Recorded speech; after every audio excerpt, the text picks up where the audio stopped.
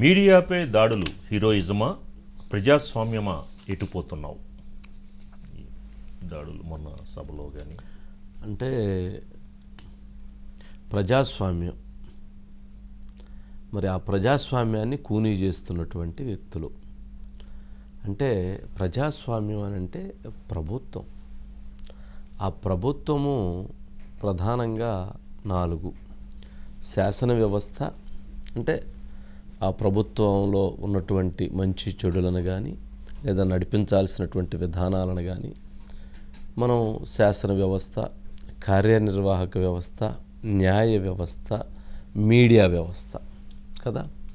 మరి ఆ 4 వ్యవస్థలపైన ప్రభుత్వంలో అధికారంలో ఉన్నటువంటి వ్యక్తులు చేసేటువంటి దాడుల వలన మరి ఆ ప్రజాస్వామ్యానికి అన్యాయం జరుగుతూ ఉంటే ప్రశ్నించాల్సినటువంటి గొంతులు ప్రశ్నించకుండా ఆపివేయిస్తూ నొక్కివేయబడుతూ ఉంటే మరి ఏం జరుగుతుంది, ఏం జరగబోతుంది?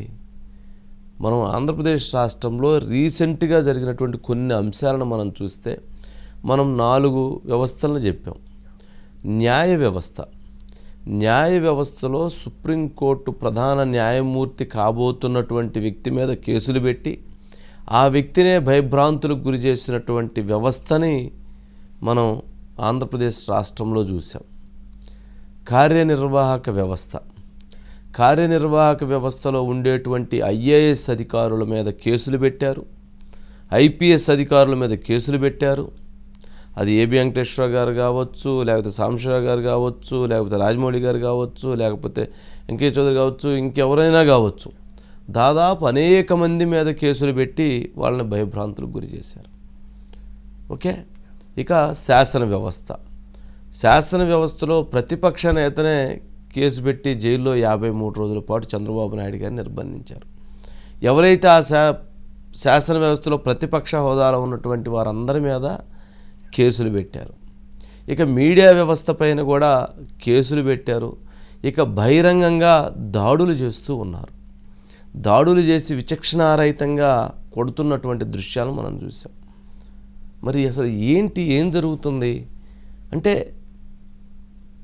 ఇంతటి ప్రజాస్వామ్యంలో, గొప్పగా చెప్పుకునేటువంటి ప్రజాస్వామ్యంలో పాలకులు ఈ రకమైనటువంటి దాడులు చేసి కూడా మేము ఇంకా కొడతాము, మేము వాడిని కాబట్టి ఆ రకంగా కొట్టొదిలేసాము, ఇక మిగిలినటువంటి మీడియా యాజమాన్యాలను అయితే ఇంకా ఇరిచేస్తాం, చంపేస్తాం అని చెప్పని బెదిరిస్తున్నారు. ఇదే ప్రజాస్వామ్యం? ఇందుక ప్రజలు మిమ్మల్ని అధికారంలో కూర్చోబెట్టింది? ఇందుక ప్రజలు మిమ్మల్ని గెలిపించింది? ఒక్కసారి ఆలోచించుకోవాలి. శాసన వ్యవస్థ మీద దాడి చేశారు, న్యాయ వ్యవస్థ మీద దాడి చేశారు, కార్యనిర్వాహక వ్యవస్థ మీద దాడి చేశారు, మీడియా మీద దాడి చేస్తున్నారు. ఇంతకంటే దుర్మార్గం ఏమైనా ఉందా? మనం ఒక్కసారి చూస్తే గతంలో, ఇప్పుడు మీడియా మీద ఈ దాడులు జరిగినాయి. మొన్న ఇటీవల శ్రీకాకుళంలో ఒక జర్నలిస్టు ఎమ్మెల్యే వేధింపులతో చనిపోతున్నాను లెటర్ రాసి సాక్షి జర్నలిస్టు సూసైడ్ చేసుకుని చనిపోయాడు. తునిలో సత్యనారాయణ అనేటువంటి ఒక జర్నలిస్ట్ని కొట్టి చంపారు.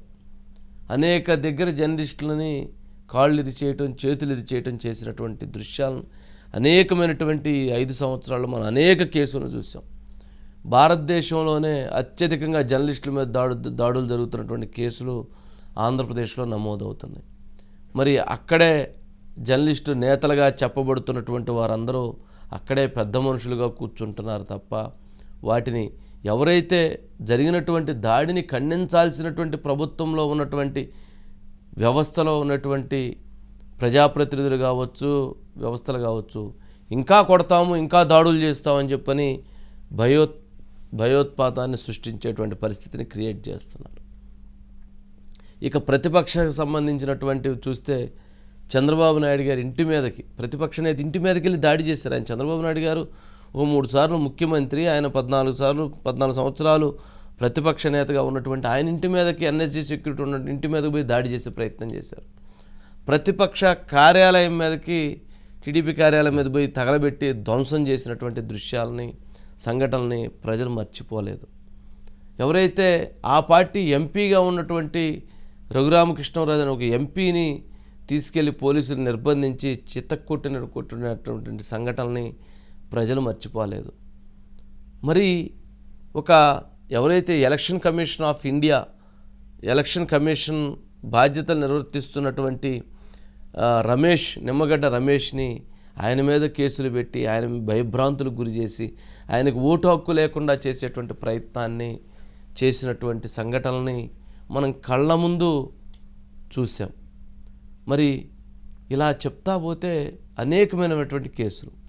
పవన్ కళ్యాణ్ గారు ఆయన వారాహి యాత్ర మీద వెళ్తుంటే దాన్ని అడ్డుకునేటువంటి ప్రయత్నం చేశారు. విశాఖ వెళితే ఆయనని నైటు నిర్బంధించేటువంటి ప్రయత్నం చేశారు. ఆయన మీద దాడి చేయబోయేటువంటి ప్రయత్నం చేశారు. ఆయన హైదరాబాద్ నుంచి విజయవాడ వస్తుంటే చంద్రబాబు నాయుడు గారు అరెస్ట్ అయినప్పుడు పవన్ కళ్యాణ్ గారు ఆయన్ని రోడ్డు మీద నిలిపివేసి వెనక్కి పంపించేటువంటి ప్రయత్నం చేశారు. ప్రజాస్వామ్యంలో అంటే ఇంతటి దురాగతాలు ఈ భారతదేశంలో మరి ఎక్కడన్నా జరుగుతున్నాయో లేదో అనేటువంటి చూస్తే ఇంకెక్కడా ఇటువంటి వ్యవస్థల మీద దాడి జరగట్లేదు. అన్ని వ్యవస్థల మీద, ఒక వ్యవస్థ మీద ఎక్కడన్నా దాడి జరుగుతున్నాయి. పొలిటికల్ పార్టీలు కొట్టుకోవటం, కేసులు పెట్టుకోవటం, హత్యలు జరగటం ఇట్లాంటివి ఉన్నాయి. కానీ న్యాయ వ్యవస్థ మీద, కార్యనిర్వాహక వ్యవస్థ మీద, మీడియా పైన ఇటువంటి విశృంఖలత్వంగా జరుగుతున్నటువంటి దాడులు కానీ లేక ఇటువంటి చర్యలు కానీ మరి ఎక్కడా లేవు. అంటే మనం అట్లాంటి సంఘటనలు మనం ఒక్కసారి చూస్తే ఒకటి కాదు రెండు కాదు, దాదాపు చెబుతా పోతే కొన్ని వందలు చోటు చేసుకున్నాయి. కొంతమంది అంటే గొంతుకు చంపేస్తున్నారు, నిర్దాక్షిణ్యంగా నరికేస్తున్నారు. మరి ఆ రకంగా దాడి చేసినటువంటి వాళ్ళని మేము కొట్టకేం ఊరు చేస్తాము, ఇంకా కొడతాము అని చెబుతున్నారు. వాళ్ళ మీద కేసులు కూడా పెట్టేటువంటి పరిస్థితి లేదు, దాడులు చేసినటువంటి వాళ్ళని ఇచ్చేసే పరిస్థితి లేదు. ఇలాంటివి ఇన్ని అనేకం. డాక్టర్ సుధాకర్ పిచ్చోని చేసి పాపం డాక్టర్ని చంపేశారు. ఎవరైతే అమర్నాథ్ అనే 14 సంవత్సరాల ఒక బాలుడిని వాళ్ళ చెల్లిని వేధిస్తున్నారని ప్రశ్నించినందుకు పెట్రోల్ పోసి తగలబెట్టేశారు. అంటే ఇవన్నీ మనం చూస్తూ పోతే అనేకం అంటే ఒక అపోజిషన్ లీడర్ సంబంధించి, ఒక పార్టీకి సంబంధించి ఎంతమంది మీద కేసులు, జేసీ ప్రభాకర్ రెడ్డి మీద కేసులు, ధూళిపాళ నరేంద్ర కుమార్ మీద కేసులు, కొల్లు రవీంద్ర మీద కేసులు, అశోక మీద కేసులు. అంటే ఒకరు కాదు, ఎవరైతే ఆ పార్టీలో బీసీ జనార్దన్ రెడ్డి మీద కేసులు, అంటే అరెస్టులు చేసి జైల్లో పెట్టేశారు. అంటే ఒక రాజకీయాల్లోకి వచ్చి ఒక ప్రజాస్వామ్యంలో తమ వంతు పాత్రగా పనిచేద్దామని వచ్చినటువంటి లీడర్స్ పైన ఇన్ని కేసులు పెట్టి ఈ రకంగా జైల్లో పెట్టేటువంటి పరిస్థితి సృష్టించారు అని అంటే ఎంతటి భయోత్పాతాన్ని సృష్టించాలనుకుంటున్నారు, ప్రజలను ఎంత భయకంపితులను చేద్దామనుకుంటున్నారు. అంటే అన్ని వ్యవస్థల మీద నిస్సిగ్గుగా దాడి చేస్తున్నటువంటి అంశాలను చూస్తే ఇది భయం వేస్తుంది. ప్రజలు గమనించాల్సినటువంటి అంశం ఏంటంటే, ఊర్లోకి ఒక దొంగ వచ్చాడు. ఆ దొంగ వచ్చి లేదా ఒక దాడి చేయడానికి వచ్చి ఒక వ్యక్తి లేదా ఒక సమూహం ఒక ఊర్లో ఒక చివరింట్లో వాళ్ళని కొట్టారు. సరే, మిగిలినటువంటి వాళ్ళు మనకెందుకు లేని తలుపులు వేసుకున్నారు. 2వ ఇల్లు అయిపోయింది, 3వ ఇల్లు అయిపోయింది, చివరికి వాళ్ళ ఇంటి మీద కూడా వచ్చి వాళ్ళని కూడా చిత్తకొట్టుడు కొట్టేశారు. ఇదే జరుగుతూ ఉంది. మనకెందుకులే అని ప్రజలు ఊరుకుంటూ ఉంటే, ప్రజలు ప్రశ్నించకపోతే ఇలాంటి సంఘటనలే ఎదురవుతూ ఉంటాయి. ప్రజాస్వామ్యంలో ప్రజలు ఓటు హక్కు వేసి గెలిపించింది ప్రజాస్వామ్యంలో వాళ్ళు గౌరవంగా ఉండాలని, ధైర్యంగా ఉండాలని, వాళ్ళ హక్కులు ఎక్కడన్నా కాలరాయబడితే చట్టాలు తమ పని తాను చెయ్యాలి అనేటువంటి దృక్పథంతో వాళ్ళు ఇచ్చేశారు. మరి అలాంటిది ఆ ప్రజాస్వామ్యంలో ఎవరైతే ఓటు వేసి గెలిపిస్తే ఆ అధికారంలో కూర్చున్నటువంటి వ్యక్తులు ఇంతటి దౌర్జన్యకాండకి తెగబడుతున్నారంటే మరి ప్రజాస్వామ్యంని ఎటు తీసుకెళ్తున్నారు, ఏం చెయ్యాలనుకుంటున్నారు? అంటే ఇది భవిష్యత్తులో రాబోయేటువంటి రోజుల్లో దీని ప్రమాదం చాలా భయాన్ని కల్పిస్తుంది. అంటే ఎన్నికలలో అసలు బస్సులు పెట్టుకొని డైరెక్ట్గా ఇతర జిల్లాల నుంచి వచ్చేసి ఓట్లు వేసేస్తున్నారు. ఎన్నికల నిర్వహణ అంటే సర్పంచుల్ని, ఎంపీటీసీ, జడ్పీటీసీలప్పుడు కిడ్నాపులు చేసేస్తున్నారు. ఓటు నామినేషన్ వేస్తే నామినేషన్ని తర్వాత తిరస్కరించేస్తున్నారు. నామినేషన్ వ్యక్తులు విత్డ్రా చేసుకునేందువరకు కేసులు పెడుతున్నారు. ఇది ఒకటా రెండా అని కాదు, అనేకమైనటువంటి సంఘటనలు జరిగినాయి. అనేకమైనటువంటి యథార్థ సంఘటనలు ప్రజల కళ్ళ ముందున్నాయి. మరి ఎప్పటికైనా ప్రజలు మరి ఆలోచిస్తారా, ఆలోచించరా?